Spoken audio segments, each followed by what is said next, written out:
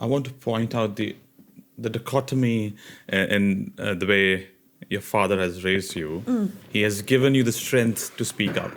He's given you the strength of being honest. Yeah.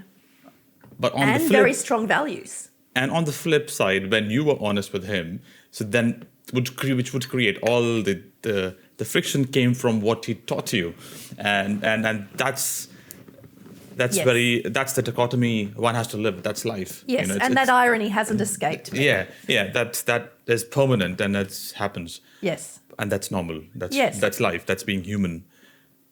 But the children eventually become the teachers as well. Yes. And I know that has also happened Yes. in later life. And going from there, with that context as those values and strength, when you were in Iraq, which is another, because you were probably traveled in Europe a lot, but when you're moving to Iraq and then staying there for more than a year, if you can paint that picture in terms of the resilience, the challenges, and what you did explore in that nation, what happened then? So my time in Iraq in 2005, I could probably describe it as a tour of two halves. So the first 5-6 months, the environment was reasonably calm at this point.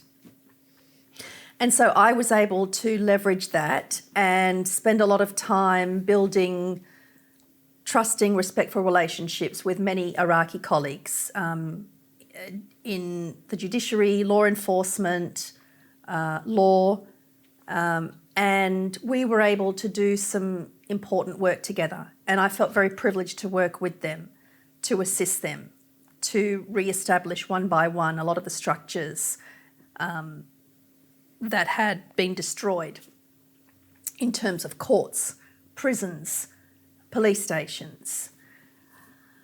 But in about the July of 2005, everything changed.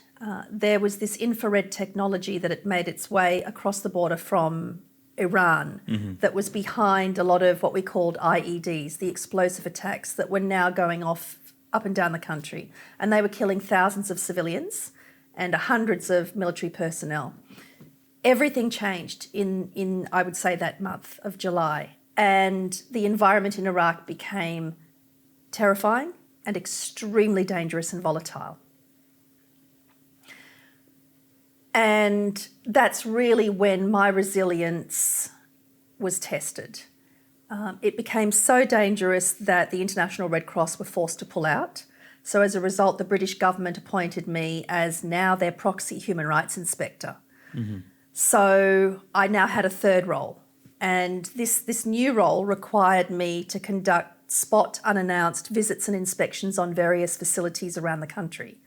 Facilities where we assumed and had some intelligence to suggest that human rights were being abused.